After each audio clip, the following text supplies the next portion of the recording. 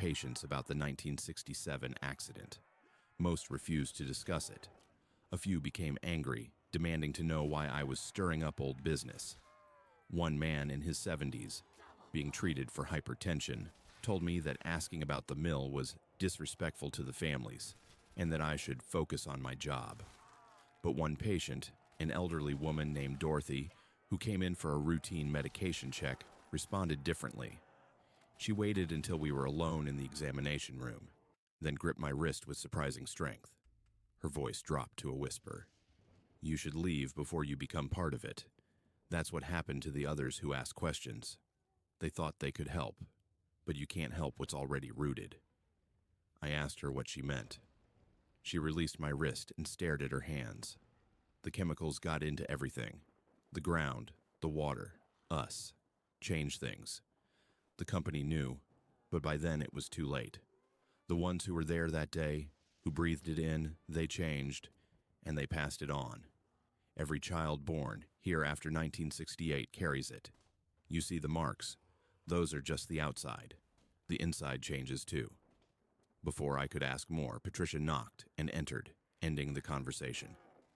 Dorothy wouldn't speak further, and she didn't return for her follow-up appointment. When does a birthmark stop being a mark and become a signature of something claiming ownership? That night, I researched chemical spills at lumber mills. I found dozens of cases from the 1950s and 60s, an era of minimal regulation and oversight. Many involved preservatives, pesticides, and other toxic compounds. Some had caused lasting environmental damage. A few had resulted in unusual health effects in exposed populations, but nothing quite matched what I was seeing here. A mark that appeared consistently across generations, accompanied by shared psychological symptoms. I tried contacting the state health department to report my concerns. I left 3 messages. No one returned my calls. By my 4th week, I documented the birthmark in 18 of the 22 patients I'd seen who'd been born in town. The 4 without it had all been born elsewhere and moved to town as adults. I photographed several with patient consent, building a file. The marks were too consistent to be natural variation. They appeared in the same location with the same approximate size and shape, across different families with no genetic relationship. The sleep complaints continued. Nearly every patient mentioned dreams about the mill. Several described identical imagery, walking downstairs into darkness, the smell of chemicals, voices calling from below. One teenager told me she'd dreamed of being underground since she was a child, even though she'd never been inside the mill. "We all dream it," she said. "Everyone does." My own sleep began deteriorating. I attributed it to stress at first, the unsettling nature of what I was uncovering. But the dreams that came were specific. I was walking through the mill, down concrete stairs into basement levels. The air was thick and chemical sweet. Voices echoed from somewhere deeper, calling in a language I didn't understand, but somehow knew was important. I needed to go down further. Something was waiting. I started waking at 3 a.m. consistently, heart racing, the smell of chemicals lingering in my nose, even though my apartment smelled only of dust and old wood. I began dreading sleep. On a Thursday morning of my 5th week, I woke with an ache in my left shoulder. The skin felt tender, sensitized. I twisted in front of the bathroom mirror and saw it. A dark mark on my left shoulder blade, exactly where all the others had theirs. It hadn't been there the day before. I knew my own body. This was new. The mark was about the size of a quarter, irregular in shape, darker than any normal birthmark. It looked exactly like the marks I'd been documenting in patient files. I felt my stomach drop. I'd been in town less than 5 weeks. This wasn't possible. I called in sick and spent the day researching medical literature on acquired skin changes, contact dermatitis, anything that might explain a sudden darkening of skin in such a specific pattern. Nothing fit. Birthmarks are congenital. They don't appear on adults. But this had appeared, and it looked identical to marks that were supposedly present from birth in. People who'd lived here their entire lives. Patricia called around noon, asking when I'd return. I told her I needed to break my contract early, that a family emergency required me to leave. Her response was strange. She said she'd been hoping I would stay and complete the transition. When I asked what she meant, she said the clinic would provide observation and support during my adjustment period. She said the others who'd left early had regretted not understanding what they were becoming part of. I packed that afternoon and left without returning to the clinic. As I drove out of town, I looked back at the mill. In the failing light, I could swear I saw lights moving in the lower windows, even though the building had been abandoned for decades. The mark faded over the next 3 weeks after I left. It didn't disappear completely, but lightened to a faint discoloration, barely visible. It left a scar, a reminder of what had started to happen. The dream stopped. The 3 a.m. waking stopped. Everything normalized once I was far enough away. 2 months later, I found an online forum for traveling medical workers. In a thread about strange assignment experiences, I found 4 posts from different people who'd worked in that same town. All described similar experiences: the birthmarks, the sleep complaints, the hostile responses to questions about the mill. 2 reported developing marks themselves before leaving. One mentioned being pressured by the clinic director to stay for observation. Another wrote that they'd reported their concerns to the state health department and never received a response. The most recent post was from someone who'd worked there 6 months before me. They wrote, "Whatever happened at that mill didn't end in 1967. It's still there, in the ground, in the water, in the people. They're all connected to it now, marked by it. And if you stay long enough, it marks you too. The company town never really closed. It just changed what it was producing." I never went back. I declined all contracts in that region. I still have the scar on my shoulder blade, a faint reminder of what I started to become. Sometimes I think about Dorothy's warning. You can't help what's already rooted. She was right. Whatever happened in that mill basement in 1967, it took root in that town, in its people, and it's still growing. The birthmarks aren't just marks. They're claims of ownership, signs that something beneath that town has marked its people as belonging to it. And for 3 weeks, I almost became one of them. My name is Stone, and I've been driving long-haul routes up and down the West Coast for 15 years. In that time, I've logged over 2 million miles, delivered everything from lumber to electronics, and learned every truck stop, rest area, and safe parking spot between San Diego and the Canadian border. I know which places have good coffee at 4 a.m., which ones have security issues, and which rest stops to avoid because the facilities are poorly maintained. I thought I knew Highway 101 better than my own neighborhood.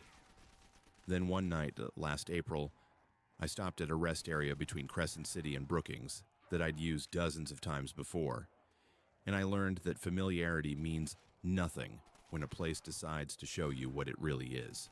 I've been driving since 2010, mostly the I-5 corridor, but frequently taking 101 when I'm hauling to coastal destinations. The 101 between California and Oregon is beautiful during the day, all dramatic cliffs and ocean views, but at night it's isolated and dark, winding through redwood forests and stretches where you won't see another vehicle for 30 minutes. The rest stops along that route are few and far between, so drivers learn which ones are reliable. The rest area in question sits about 40 miles north of Crescent City, right before you cross into Oregon. It was built in the mid-90s, a standard setup, parking lot big enough for maybe 6 cars and 2 semis. A concrete building with restrooms, a couple of picnic tables, and information boards about local wildlife. No vending machines, no attendant, just basic facilities. I'd stopped there probably 50 times over the years, usually late at night when traffic was non-existent. It was always clean, well lit, and empty. Just another forgettable rest stop on a long route. On April 17th, I was hauling a load of processed timber from a mill outside Eureka to a distributor in Coos Bay. I'd started the run at 6 p.m., planning to drive through the night and arrive by morning. By 2 a.m., I was ready for a break. I'd been on the road for 8 hours, and company policy requires rest stops every 4 hours maximum. The rest area appeared in my headlights exactly when I expected it. The blue rest stop sign reflecting as I slowed and pulled off the highway. The parking lot was empty, which wasn't unusual for that hour. I pulled into the truck parking area and shut down my rig. The restroom building was lit, though I noticed immediately that the lights were flickering, creating that stuttering effect that usually means bad wiring or failing bulbs. I grabbed my flashlight anyway. Truck drivers don't assume anything about public restrooms at 2 a.m. Have you ever walked into a space that felt wrong before you could even identify why? The moment I pushed open the men's room door, I knew something was off. All 4 stall doors were closed. Not unusual by itself, but there were no feet visible under any of them. No sounds of occupancy, no movement, just 4 closed doors in perfect silence. The fluorescent lights buzzed and flickered overhead, creating intervals of near darkness every few seconds. I called out, asking if anyone was in there. No response. I pushed on the first stall door. Locked. Second one. Locked. Third and fourth, both locked from the inside. But there was absolutely no way anyone was in those stalls. The gap at the bottom was at least 10 inches, plenty of space to see feet or legs. I bent down to check again, shining my flashlight under each door. Empty. All of them completely empty, yet locked from inside. I've seen plenty of weird things at rest stops over the years. Vandalism, people living rough, occasionally drug activity. But I'd never seen all the stalls locked with no one inside them. There was no way to lock them from outside. The mechanisms were simple slide bolts on the inside of each door. Someone would have had to be inside each stall to lock it, then somehow vanish. I left without using the facilities. My gut was telling me to get back in my truck and leave, but I needed to check my load straps anyway, standard procedure. As I walked back across the parking lot, I noticed a small sedan had appeared in the far corner of the lot, maybe 80 feet from my truck. A dark-colored compact car, looked like a Toyota or Honda from the shape. I hadn't heard it arrive. No headlights had swept the lot. It was just there. Nobody got out of the sedan. I could see it was occupied. At least one person in the driver's seat, but they didn't move. Didn't turn off the engine. Didn't get out to use the restrooms. Just sat there idling. I checked my straps, keeping an eye on the sedan. It didn't move. The person inside didn't move. Just idling in the far corner for no apparent reason. I was about to climb back into my cab when another semi pulled into the lot, a Freightliner hauling what looked like a refrigerated trailer. The driver parked in the other truck space and climbed down, a younger guy wearing a company jacket. He nodded to me and headed toward the restroom building. I almost called out to warn him about the locked stalls, but I didn't want to sound crazy. He was inside maybe 20 seconds before he came sprinting out. Not walking fast, not jogging, full-on running, like something was chasing him. He didn't look at me, didn't say a word, just jumped into his cab, fired up his engine, and peeled out of the parking lot so fast his tires squealed. Within 30 seconds, he was back on the highway and gone. That was enough for me. I climbed into my cab and started my engine. Whatever was happening at that rest stop, I wanted no part of it. I put the truck in gear and started to roll forward, heading for the exit back to the highway. That's when the sedan moved. When something follows you with mechanical precision, maintaining exact distance no matter your speed, you realize it's not driving, it's tracking. It pulled out from its parking spot and positioned itself directly behind, my trailer blocking the exit lane. I stopped, waiting for it to move. It didn't. I tapped my horn. Nothing. The sedan just sat there, engine idling, blocking my only way out. The rest stop only had one exit, and this car was sitting right in the middle of it. I considered backing up and trying to maneuver around it, but the parking lot wasn't designed for that kind of movement with a full-size semi. I'd risk jackknifing or hitting the restroom building. I sat there for maybe 2 minutes, horn blaring intermittently, trying to get the driver to move. The sedan never budged. Finally, I decided to force the issue. I put the truck in gear and started rolling forward slowly, figuring the sedan would move once it realized I wasn't stopping. As I got within 10 feet, the sedan suddenly reversed at exactly my speed, maintaining that same distance. I accelerated slightly. The sedan matched my speed exactly, staying precisely 10 feet ahead of my bumper. This continued all the way to the highway. The sedan backed onto the highway entrance ramp, still maintaining that exact distance, then smoothly transitioned into forward motion once on the highway, now in front of me. I merged onto 101 northbound, and the sedan stayed ahead of me, matching whatever speed I chose. If I went 60, it went 60. If I slowed to 50, it slowed to 50. The distance never varied. Exactly 10 feet of space between us, like we were connected by an invisible rod. I tried everything.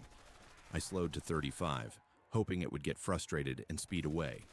It slowed to 35. I accelerated to 70. It accelerated to 70. I turned on my high beams, trying to see the license plate or get a better look at the driver. The plate was there, but something about it wouldn't come into focus. The numbers and letters seemed to shift and blur no matter how I looked at it.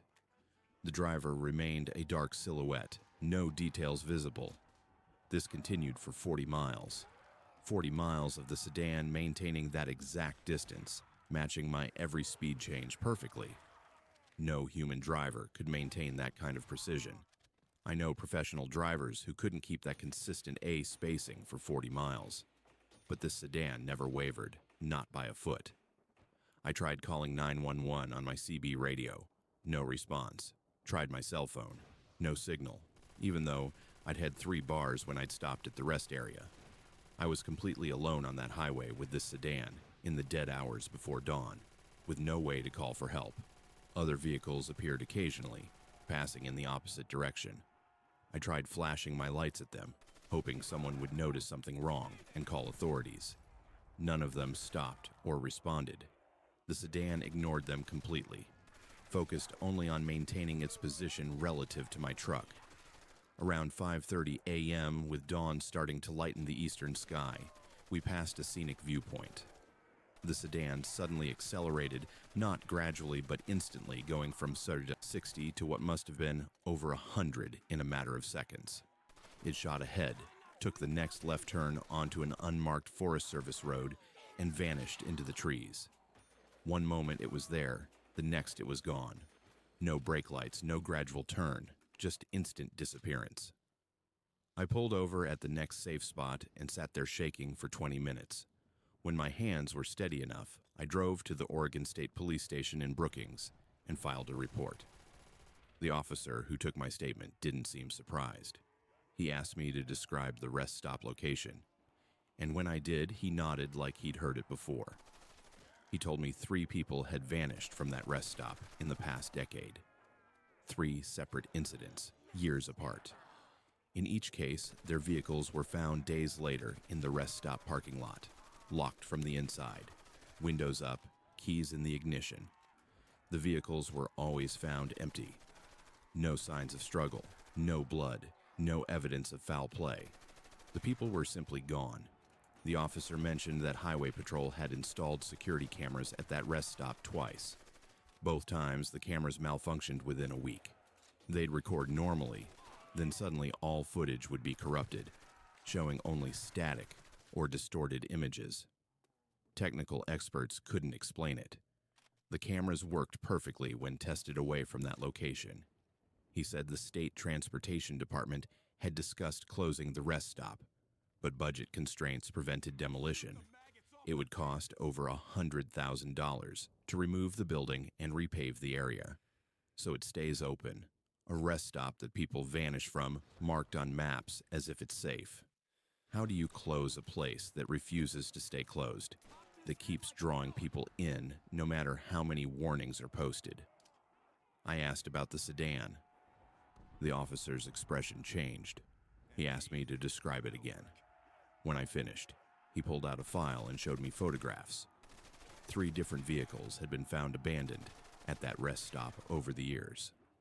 One was a dark blue Honda Accord, matching the general description of what had followed me.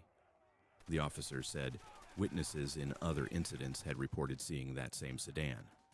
Sometimes it appeared in the parking lot when no one had seen it arrive. Sometimes it followed people for miles. One truck driver reported being followed all the way to Eugene, over 200 miles, before the sedan vanished. The license plate had never been successfully recorded. Every photo of it came out blurred. I thanked him and left. I filed my own incident report with my company, detailing what happened. My dispatcher was skeptical, but noted it in my file. Since then, I've talked to 4 other drivers who've had experiences at that same rest stop. 2 reported locked bathroom stalls with no one inside. One saw the sedan appear in the parking lot and left immediately. Another was followed for 30 miles before the sedan disappeared. I now plan my routes to avoid that section of Highway 101 entirely. If I have to drive it, I make sure my fuel and bladder situation allows me to skip that rest stop completely. I'll drive an extra hour to reach a different facility rather than stop there again. Other drivers I've warned do the same. There's an unofficial understanding among long-haul guys who run that route. Skip that rest stop no matter what. The thing that haunts me most isn't the locked stalls or even being followed. It's the precision.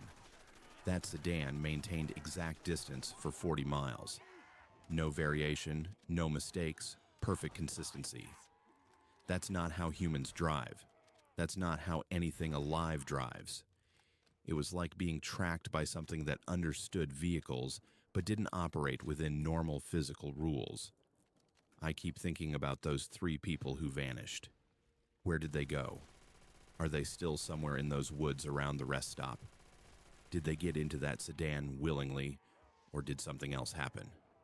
The officer said the vehicles were locked from inside, which means the people locked themselves in, or something locked them in to create that appearance.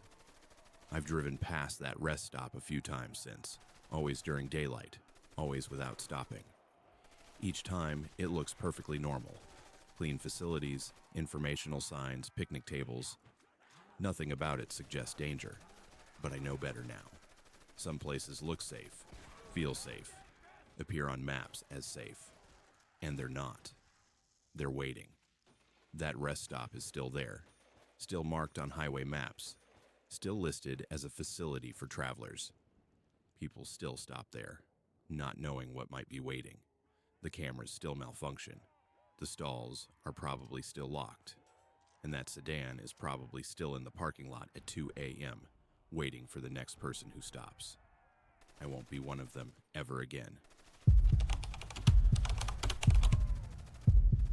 My name is Ainsley, and I'm a graduate student in Pacific Northwest History at Portland State University. My research focuses on the rise and fall of railway settlements in Oregon, those small towns that appeared almost overnight when the tracks came through and died just as quickly